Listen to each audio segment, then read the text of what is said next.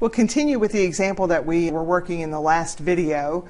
We're trying to find the first four non-zero terms of the Taylor polynomial for f of x equals e to the x centered at 2. We found our first four derivatives, and now we're going to evaluate those derivatives at x equal 2.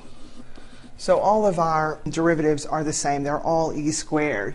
So now we're going to find p of x, which is the output of the function at 2, plus the first derivative at 2 times x minus 2, plus the second derivative at 2 over 2 factorial times the quantity x minus 2 squared, plus the next derivative over 3 factorial times the quantity x minus 2 cubed. There are the first four non-zero terms for the Taylor polynomial for e to the x centered at x equal 2, or built around the tangent point x equal 2. It says use the polynomial to approximate the function at x equal 2.01. We want p of 2.01. That means everywhere that p of x has an x, I'm writing 2.01. This would be very difficult to do because of the e squared in each of our terms. This polynomial would still be impossible to evaluate because we don't know the value of e squared. And so we want to compare that with e to the 2.01. It says it use it to approximate the function, so e to the 2.01 would equal approximately whatever we find this value to be. I've already entered it here, if I can pull it up into my calculator. The approximating polynomial is 7.46331734. The actual output of the function is identical until we get to the 9th decimal place. So here we have this little bitty, very easy polynomial that we came up with. It's got 4 terms in it, and it's accurate to 8 decimal places. That's pretty phenomenal. This isn't a polynomial that we could actually evaluate by hand, but it's still a polynomial that would be very easy to differentiate or integrate. At 2.01, we're 1/100th of the distance away from our center point that we built around. So we would expect a lot of decimal place accuracy here because we're very, very close to that center point that we built around.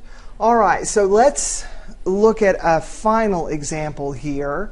This says find the first 3 non-zero terms for the Maclaurin polynomial for the function f of x equals x cosine x. And of course, it's Maclaurin, so it's at x equals 0. And then we'll do some more things with it. So the first thing we're going to do is find the first 3 non-zero terms.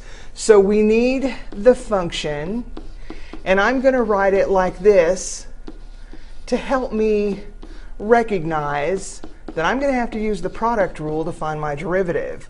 So that's 1 d2 plus 2 d1.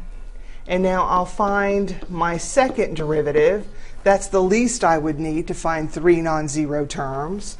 So I'm going to use the product rule again here. That's 1 d2 plus 2 d1. And then the derivative of positive cosine is negative sine.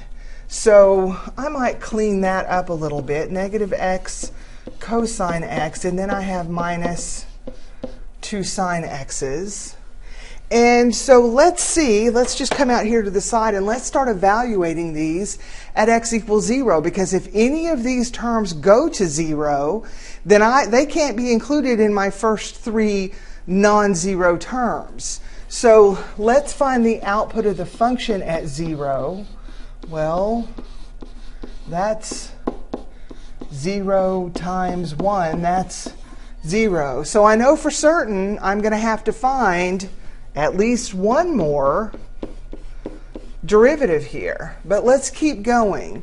Here we have 0, the negative sign of 0 is 0, plus the cosine of 0 is 1. So there's one term that we can use. There's our first term. That one's going to be okay.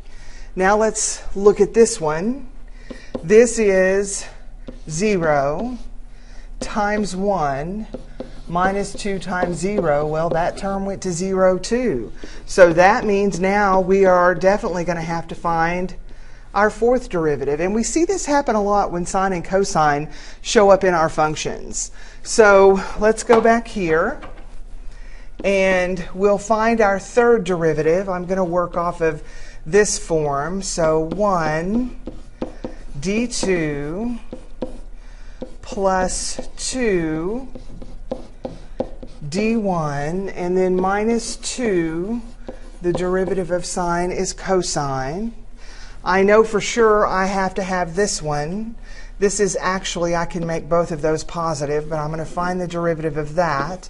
There's 1 d2 plus 2 d1. Here I have a negative cosine and 2 more negative cosines. So actually that's negative 3 cosines.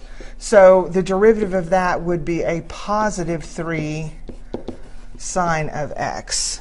So now let's go back here and let's evaluate these at 0. Here we have 0 times 0 minus 3 times 1. So negative 3. That one's going to work for us. There could be our second one. Let's try this one. 0 times 1. And now I have 4 sines. Well, that's going to 0 as well.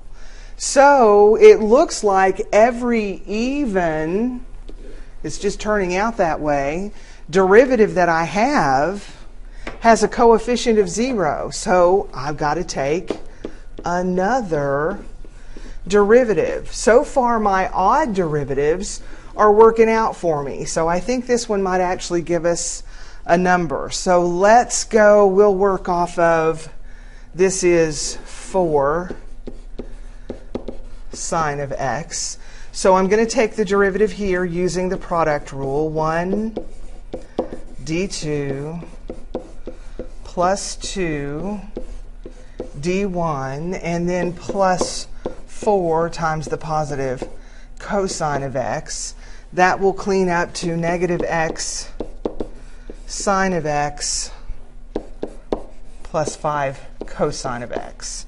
And we can see here that plugging in 0, this term's going to go to 0, but this term is going to be 5 times 1. So that's actually going to work out for us.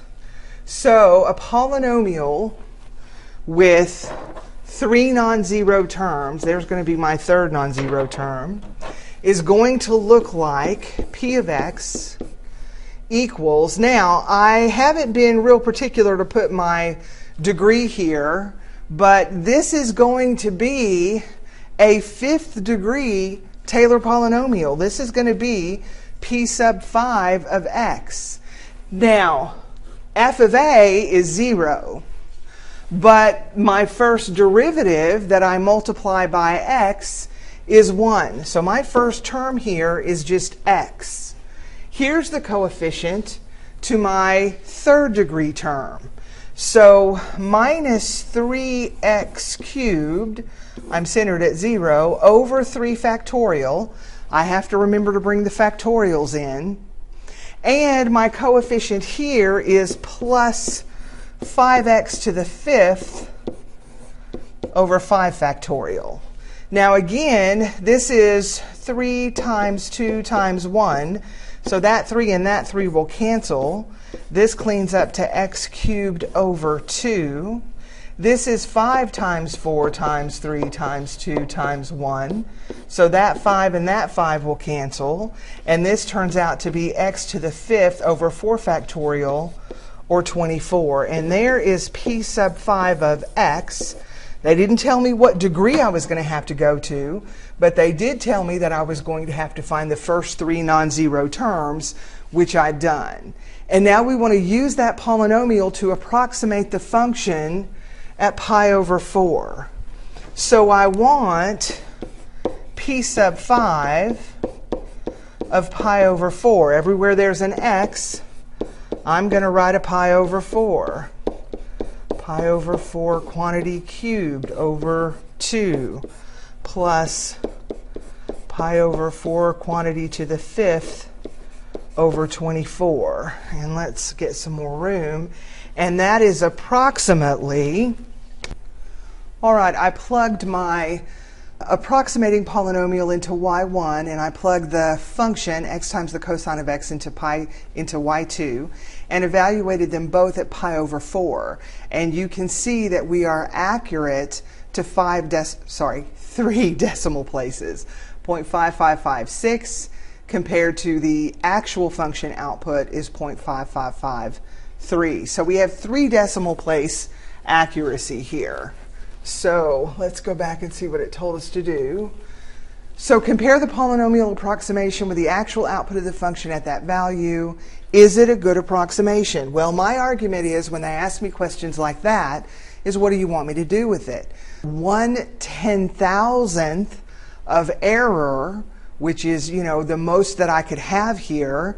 So it depends on what you want me to do with this value. If this is really important and I'm feeding starving children, I don't know if that's accurate enough for me.